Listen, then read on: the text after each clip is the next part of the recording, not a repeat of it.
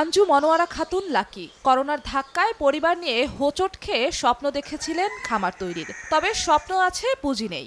সংকটে আশা ছাড়ার আগেই অর্থ সহায়তা নিয়ে হাজির হয় আই ফার্মার নামের একটি স্টার্টআপ কোম্পানি। আই ফার্মারের বর্গা পদ্ধতিতে মাত্র 2টি গরু নিয়ে যাত্রা শুরু পাবনার নাজিরপুরের এই বাসিন্দার। এই পদ্ধতিতে লাভের 60% তার, 40% পাবে আই ফার্মার। 3 বছরের মাথায় গরুর সংখ্যা এখন 150-র বেশি। মাসে আয় লাখ লাখ টাকা। নিজে স্বাবলম্বী হয়েছেন, তৈরি করেছেন 20 থেকে 25 জন মানুষের কর্মসংস্থান। খামারে সব সময়তেই গরু থাকে।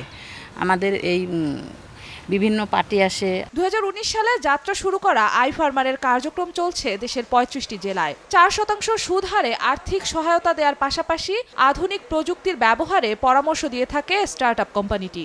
উৎপাদনের পর বিপণনের ব্যবস্থাও করে আই ফার্মার। অ্যাপের মাধ্যমে ছোট ছোট খামারিরা তাদের পণ্য পৌঁছে দেন স্বনামধন্য প্রতিষ্ঠানে।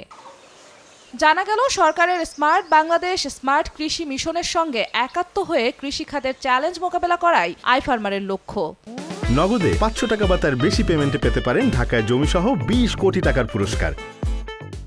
পানি সম্পদ কর্মকর্তা নিয়ে এসে এখানে লাইভ স্টকের উপর আমরা কৃষি প্রশিক্ষণ দেই, যেখানে কৃষকরা বিভিন্ন রোগের সমস্যার সমাধান পায়। কৃষকের সার্বিক উন্নতি, দেশের অর্থনৈতিক উন্নতি, প্লাস খাদ্যে স্বয়ংসম্পূর্ণ করা, এসডিজি গোল পূরণ করা, পাশাপাশি সরকারের লক্ষ্যকে পূরণ করার জন্য আসলে আই ফার্মার কাজ করে যাচ্ছে। স্মার্ট কৃষি তৈরিতে বেসরকারি উদ্যোক্তাদের এগিয়ে আসা জরুরি বলে মনে করছে কৃষি বিপণন অধিদপ্তর। আমরা কৃষি বিপণন বা কৃষি মন্ত্রণালয়ের 17টা অধিদপ্তর তো আছি, তারপরে আই ফার্মারের মতো প্রতিষ্ঠান সারা বাংলাদেশে বিস্তীর্ণভাবে ছড়িয়ে ছিটে যাক, এটাই আমরা চাই। সেই আঞ্জু মনোয়ারা খাতুন লাকির মাধ্যমে আই ফার্মারের সুফল কতটা ভোগ করছে দেশের অর্থনীতি?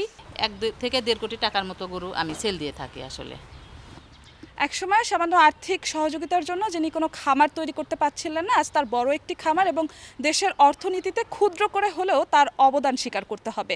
প্রান্তিক পর্যায়ের কৃষকদের এবং খামারিদের এমন সহযোগিতা দেয়া গেলে তারাই পরবর্তীতে দেশের অর্থনীতিতে কয়েক গুণ ফিরিয়ে দিতে পারবে, এমনটাই প্রত্যাশা করছেন সংশ্লিষ্টরা। জিন্নাত আরা জশোয়া, সময় সংবাদ, পাবনা।